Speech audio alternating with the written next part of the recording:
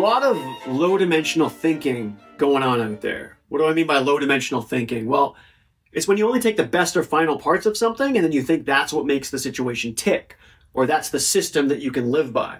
So for example, if I ask you what your expertise is, and maybe it's kind of academic expertise, you might say, well, it's what was in the textbooks, right? I mean, I did all this learning, I did all this research, but a lot of that textbook knowledge is kind of what makes my expertise. Well, that's nonsense, because the textbook is just the final result of all kinds of odyssey and journey that had to happen to arrive at those insights, right? In other words, the textbook is just kind of the final labels, the ultimate truths of something.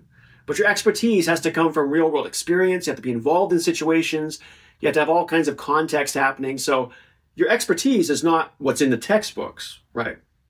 Those are the final, maybe best parts of the journey of the knowledge that is created through research, if that makes sense. Another example might be, you know, you want a happy life. Maybe you're kind of aiming towards happiness, or better yet, contentment. But that's not going to mean anything without a lot of sorrow, without a lot of struggle, without things you have to adapt to, right?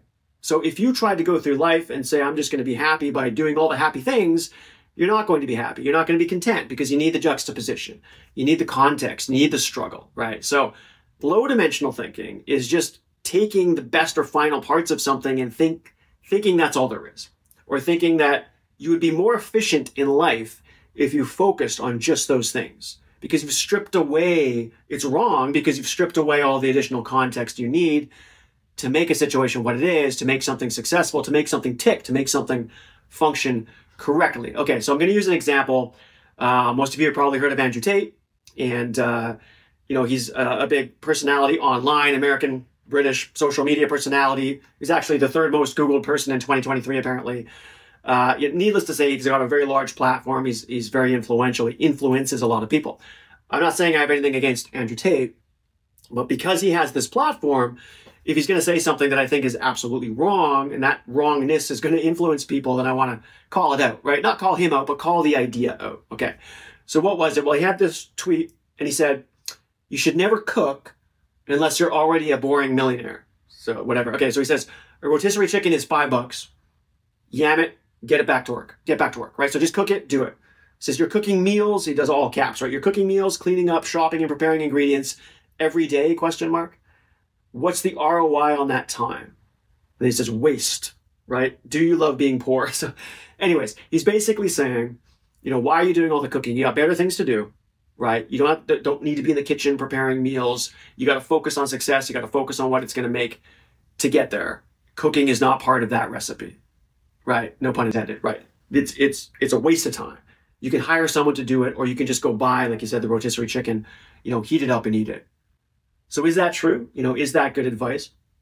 Well, the problem with that is, well, first I can see that making sense to a lot of people. I can see a lot of people looking at that and saying, yeah, that does make sense, right? Because if you look at your life and the life that you want, you are not thinking about cooking unless you're, you know, a chef, right? You're not thinking about the mundane stuff. You just want to get fed and get back to work. I got to sit in front of that computer. I got to do my writing.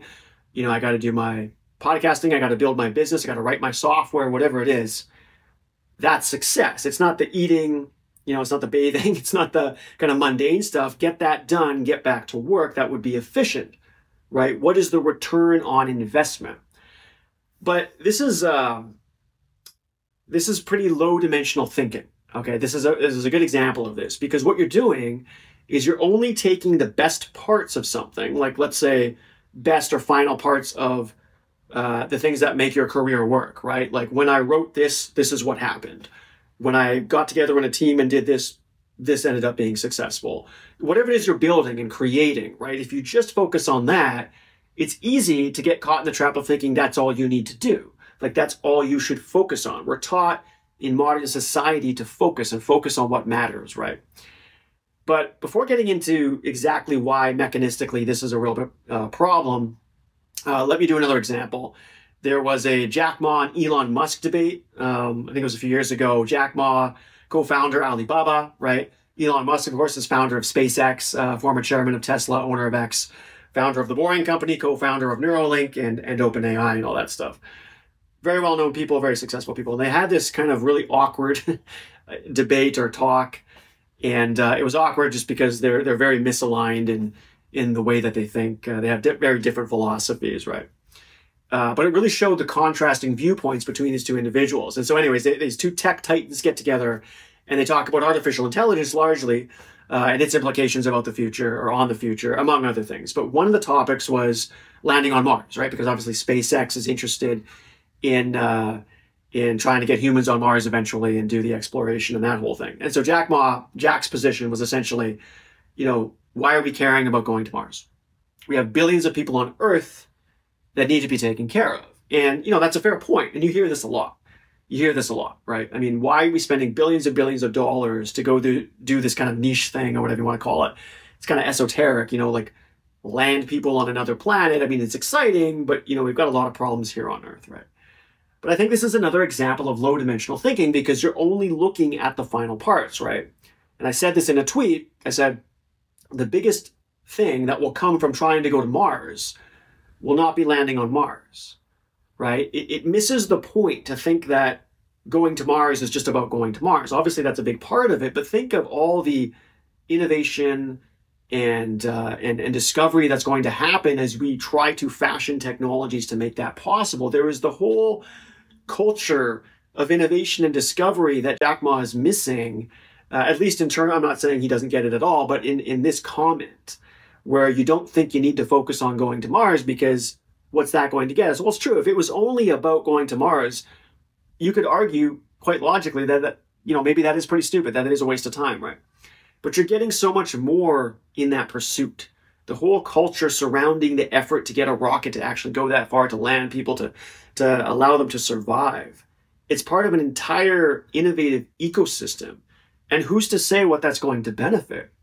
Guaranteed things that go way beyond just landing on Mars. In fact, arguably, the best way to work at climate or curing cancer or any of the myriad challenges that we have on Earth might be to go to Mars. Not because landing on Mars is going to somehow be a solution to those things, but because it's going to spur the effort, the innovation, the culture that's needed to try to solve a hard problem. In doing that, you get this kind of exhaust or byproduct of so many things that spin off from that, right? We've seen that with wars, World War I, World War II, right? Not the type of problem you want to be working on for innovation, but it is what it is. If you have a big problem you're going after, most of the innovation is going to come spurting off as byproducts of that effort, okay? So you got the Andrew Tate tweet where you're kind of like, cooking is a waste of time. You don't need to do this. Just focus on what's important. That's where the ROI is. Run that ROI calculation in your head. That's what's worth focusing on. You got the Jack Ma example where, why are we, flying rockets to Mars? We don't need to do that. Let's just focus on the problem at hand. I've had episodes on this, that, the way that you solve problems is often as a byproduct of something else, right? Aim at something that you are passionate about or that a hard problem that you think needs to be solved. And often other problems get solved as a byproduct that are maybe even more important than the one you were working on and what might later become the focus, right?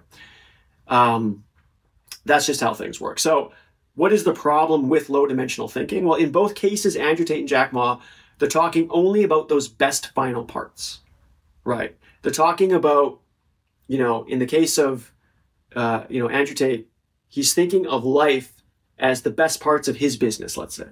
The things that he knows he needs to get done. And so he's thinking that if you just focus on those, that's where the ROI is going to come from, right? To get a return on your investment is to focus on just those specific parts.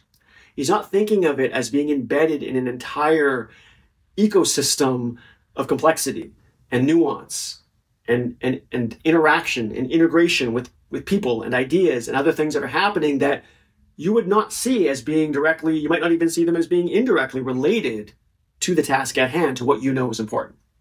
Jack Ma, same thing. If you're just thinking about landing on Mars, I get it. Why? I mean, there's a good argument to be made, like what is the point? But there's going to be, the traveling to Mars is going to be embedded in an entire ecosystem of effort and innovation and trying to make things happen. And that is how problems get solved beyond just the problem you are directly aiming at, okay? So the problem with low-dimensional thinking, real-world situations, by definition, are complex, okay? Complexity, this is not a hand-wavy term. This is when you have a lot of pieces and a lot of interactions and telltale properties associated with complex systems. So we have a good deal of knowledge around how complexity works and what to expect in complex systems, okay? One thing we can say for sure is complexity does not operate like simple systems. And this low-dimensional thinking is a very simplistic way to think because you're thinking in terms of cogs and pistons, right? You're thinking that you have this piece and it goes to this piece and it goes to this piece and it's all very nice and simple and deterministic. And so if you just focus on that determinism, then your system should work effectively. That's not complexity. That's not even close to complexity. Complexity operates fundamentally by a different mechanism. Okay, the best final parts that we see are not even close to the whole story. There's an absolute massive network of dependencies, of things affecting things, so much so that there's no way to peel back the layers and uncover the exact causality like that, not even close. So more to the point, complex situations, i.e. real life, doesn't function in terms of things in isolation. That's a very mechanistic, kind of industrial revolution style way of thinking about something. It's very reductionist. It's not how complexity works. It's not how real life functions. We know that.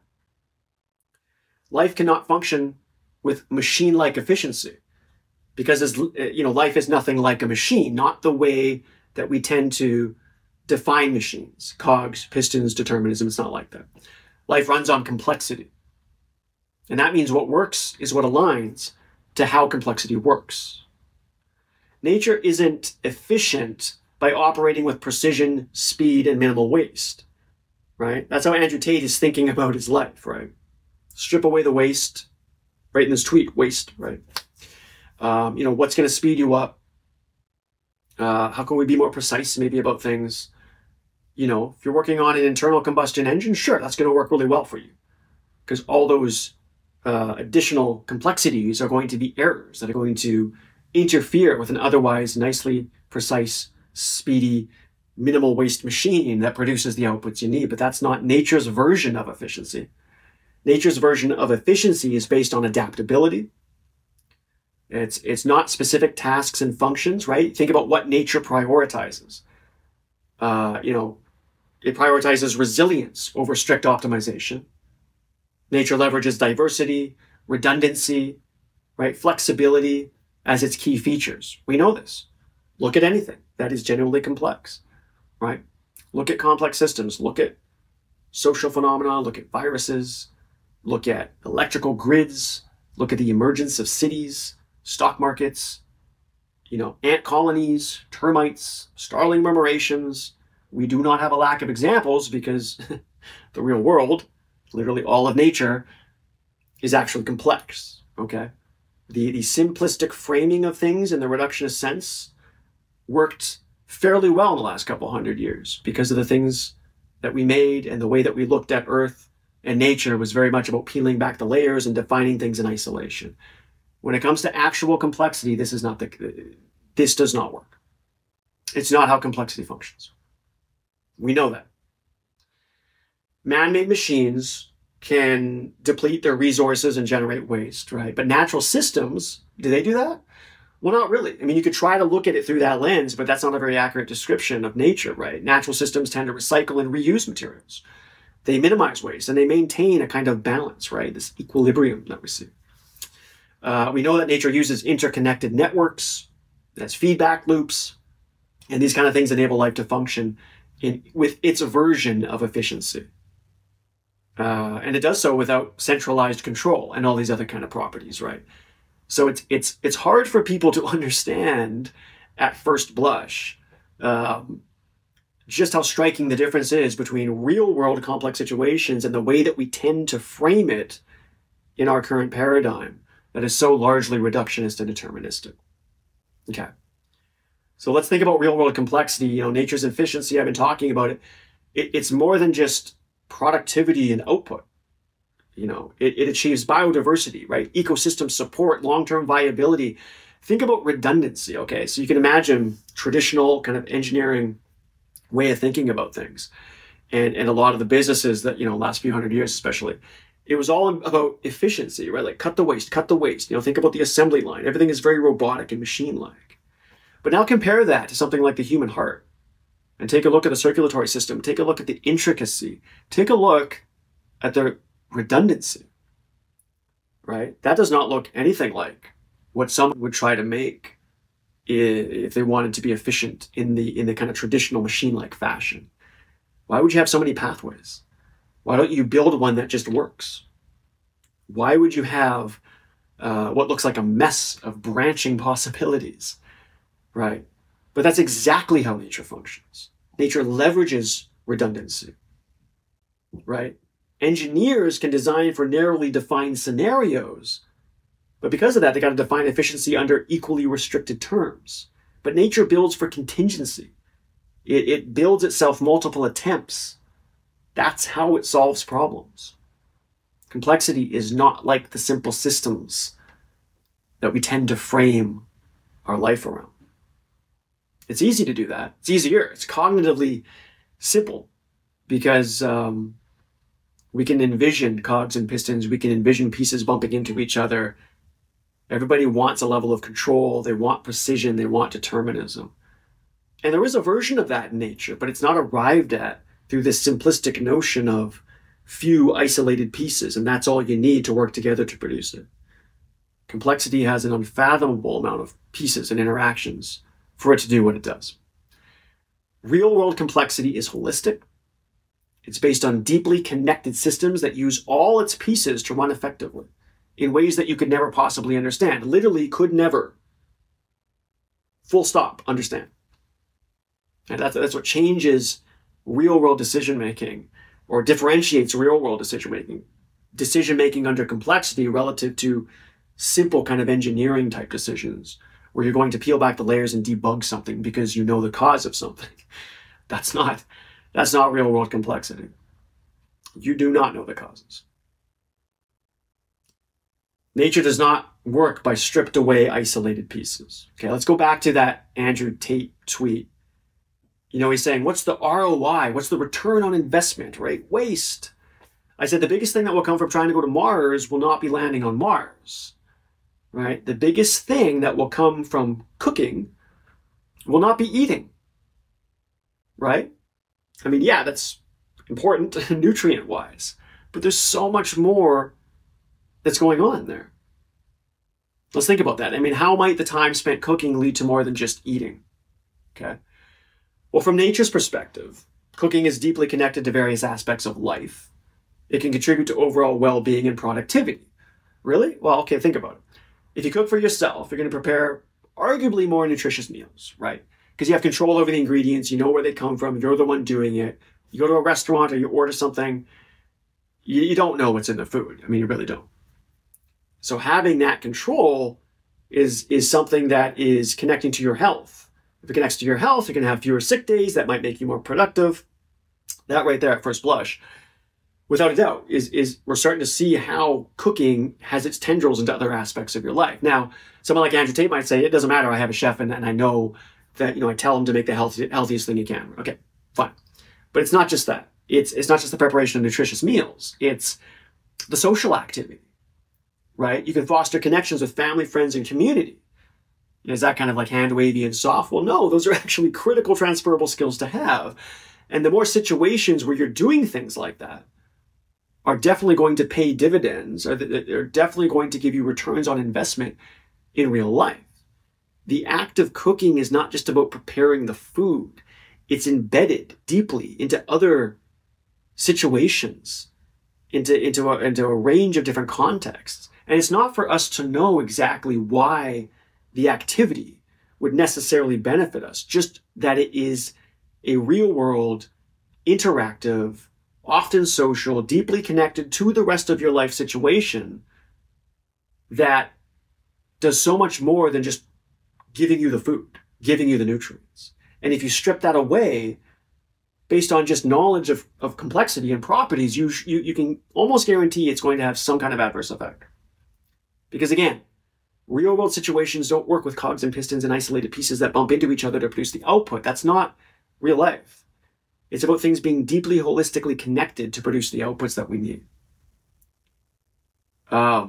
If you cook for yourself, it's going to empower you individuals to be more self-sufficient. Reduces reliance on processed or convenience foods, right? It's more sustainable. And again, this is not about this is better for the environment or whatever. Things like picking up on nuanced patterns of sustainability, picking up on what it means to be self-sufficient, right? These are latent, not perfectly defined things. They're more like emotional cues you pick up on.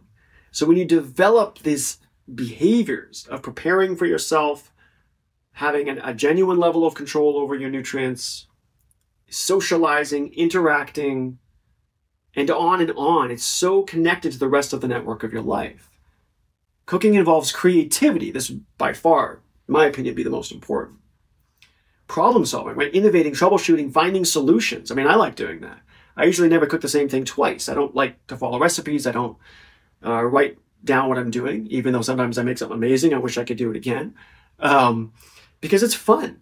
And you have to foster that creative spirit, foster the risk-taking, foster the creation, foster not knowing what you're going to get and being under some time pressure to get it done because maybe you're preparing it for others or even if it's just for yourself. It's so much more than just making food. It's so much more than just getting nutrients. These skills will transfer to other areas of your life. Work, creative thinking, adaptability, on and on. Right? Cooking can even be a form of mindfulness, a way to focus on the moment. Find joy in the process. It's not about cooking. It's about being in the moment. It's about focusing on the process. It's about understanding how to foster creativity and problem solving. It's connected. It's not about just getting nutrients into your body. If you strip away something like cooking, you're going to be missing out on a ton of potential ROI in your life because of the patterns you would have otherwise picked up on, the emotional cues, the subtle, latent patterns that you would get better at doing, and opportunities that would arise. It's all connected. It's all connected. So this is not about cooking. If you don't want to cook for yourself, don't cook for yourself. It's not really the point. The point is when Andrew Tate or someone with this big platform says, if you want to be successful in any sense of that word, you got to strip away the waste, right? You got to take out the parts of the system that you know are good, that you know you want to be better at, that you have seen lead to good outcomes, and just do those. That's nonsense. Because that's not how complex systems work. That's not how reality works. Everything is deeply holistically connected. You might not want to do cooking, fine, but don't strip away all the surrounding context that isn't obviously directly related to the outputs you want to produce. Because rest assured, they play a role. Nature is using those. And to take the time to do those other things will pay you bigger dividends in the long run. That is where you will get the true return on investment. A good way to not get a return on investment is to only invest in what you think is causally connected to the outcome you want. You don't know what's causally connected, believe me. But you know how to live as a human. We evolved to work under complexity successfully, to work with this kind of latent knowledge that things are holistically connected. This is not a hand-wavy thing. This is how complexity works, whether you like it or not. So Andrew Tate, in that tweet anyway, didn't get it. And neither did Jack Ma with his comment on Mars, in my opinion. Okay, so that's what I call low-dimensional thinking. You think you're going to strip away all that other stuff because it looks like mess. It looks like unwanted complexity. It looks like a waste of time. I can't see how it causally connects to produce a return on investment to the thing that I want to achieve, so I'm going to get rid of it. Complexity, real world, real life does not work in such low dimensions like that. Things are deeply connected. There's a reason you should be doing a lot of those things. You should be embedding yourself in real situations. Okay? Cooking is a lot more than just about cooking. And life in general is a lot more than just getting at the final pieces. Things are byproducts of other things. Things are networked, things are dependent, things are holistic. Okay? That isolated, reductionist view, simplistic view of how the world works is not how nature functions. And your life, whether you like it or not, is a part of nature. Okay, that's it for this episode. Thanks so much for listening and watching. Until the next time, take care.